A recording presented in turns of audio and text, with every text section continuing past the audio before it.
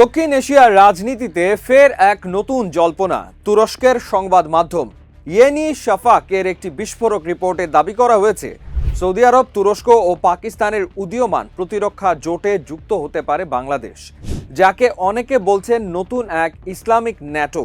হঠাৎ কেন এমন একটি জোটে যুক্ত হওয়ার কথা ভাববে বাংলাদেশ? কি এমন কৌশলগত কারণ রয়েছে যার জন্য ঢাকা তার ঐতিহ্যগত বৈদেশিক নীতি বদলাতে পারে? জানতে পুরো ভিডিওটি শেষ পর্যন্ত দেখুন। সাম্প্রতিক সময়ে তুরস্কের সঙ্গে বাংলাদেশের কূটনৈতিক ও সামরিক সম্পর্কের পরই আন্তর্জাতিক মহলে এই জল্পনা শুরু হয়েছে। জনপ্রিয় তুর্কি সংবাদ মাধ্যম ইয়েনি শাফাকের বিশ্লেষণে বলা হয়েছে, ঢাকা যদি এই উদীয়মান প্রতিরক্ষা কাঠামোতে যোগ দেয় তবে এটি বাংলাদেশের বিদেশ নীতিতে এক ঐতিহাসিক মোড় হতে পারে। তাদের দাবি, এর মাধ্যমে বাংলাদেশ ঐতিহ্যগতভাবে ভারতের ওপর থেকে নিজেদের নির্ভরতা কমাতে পারে এবং চীন ও পশ্চিমা বিশ্বের বাইরেও একটি নতুন স্ট্র্যাটেজিক বলয় তৈরি করতে পারে।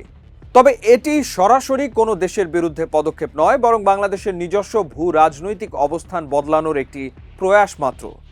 আজতাকের প্রতিবেদন অনুযায়ী পাকিস্তান এবং তুরস্ক উভয়ই বাংলাদেশের ডিফেন্স সেক্টরে সহযোগিতা বাড়াতে অত্যন্ত আগ্রহী। বিশেষ করে তুরস্কের আধুনিক ড্রোন প্রযুক্তি এবং প্রতিরক্ষা সরঞ্জাম বাংলাদেশের সামরিক বাহিনীর কাছে অন্যতম বড় আকর্ষণের কেন্দ্র হয়ে উঠতে পারে। অতীতে প্রতিরক্ষা খাতে বাংলাদেশ ও তুরস্কের মধ্যে নানা আলোচনা চললেও এই ত্রিমুখী প্রতিরক্ষা জোটের আইডিয়া দক্ষিণ এশিয়ার রাজনীতিতে নতুন সমীকরণের জন্ম দিচ্ছে। যদিও এই মুহূর্তে এমন কোনো আনুষ্ঠানিক চুক্তি বা জোট বাস্তবে রূপ নেয়নি, তবুও সম্ভাব্য পরিস্থিতি নিয়ে বিশ্বজুড়ে শুরু হয়েছে চুলচেরা বিশ্লেষণ। ধর্মীয় ও ঐতিহাসিক আবেগের পাশাপাশি ভূ রাজনৈতিক স্বার্থ এখানে বড় ভূমিকা রাখছে। তুরস্কের বর্তমান প্রেসিডেন্ট রিসেপ তাইয়েপ এরদোয়ান মুসলিম বিশ্বের অধিকার ও জোরালো কূটনীতির ক্ষেত্রে নিজেকে একটি নৈতিক রেফারি হিসেবে প্রতিষ্ঠিত করেছেন। এছাড়া মধ্যপ্রাচ্যের সঙ্গে মুসলিম প্রধান দেশগুলোর এই পারস্পরিক প্রতিরক্ষা সহযোগিতা, যেমন মক্কা জয়েন্ট ডিফেন্স এগ্রিমেন্ট, আঞ্চলিক নিরাপত্তা রক্ষায় কাজ করছে। বাংলাদেশও এই কাঠামোর অংশ হলে বৈশ্বিক ইসলামিক ও আঞ্চলিক রাজনীতিতে নিজেদের কূটনৈতিক দর কষাকষির ক্ষমতা আরও বাড়িয়ে নিতে পারবে। সবচেয়ে বড় প্রশ্ন হলো, এর ফলে ভারতের কৌশলগত নিরাপত্তায় কতটা প্রভাব পড়তে পারে। ইয়েনি শাফাকের বিশ্লেষণে বলা হয়েছে, বাংলাদেশ যদি সত্যি এই জোটে ঝুঁকে পড়ে তবে নয়াদিল্লিকে পূর্ব সীমান্ত নিয়ে নতুন করে ভাবতে হতে পারে।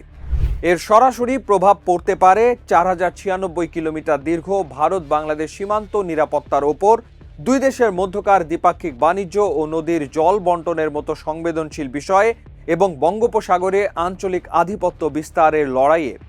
ভারতের পূর্ব সীমান্তে এমন কোনো নতুন সমীকরণ তৈরি হলে নয়াদিল্লির স্ট্র্যাটেজিতে বড় ধরনের পরিবর্তন আসাই স্বাভাবিক। বাংলাদেশ কেন এই সম্ভাব্য জোটে ঝুঁকতে পারে তার অত্যন্ত গুরুত্বপূর্ণ কারণ হলো বঙ্গোপসাগরের ভূকৌশলগত গুরুত্ব। বর্তমান বিশ্বে বঙ্গোপসাগর ইন্দো প্যাসিফিক অঞ্চলের রাজনীতির কেন্দ্রবিন্দুতে পরিণত হয়েছে। মার্কিন যুক্তরাষ্ট্র, চীন, ভারত ও পশ্চিমা দেশগুলোর ক্রমবর্ধমান প্রভাবের মুখে বাংলাদেশ তার সামুদ্রিক সীমানা ও মেরিটাইম সিকিউরিটি সুরক্ষায় কোনো একক শক্তির ওপর নির্ভর করতে চায় না।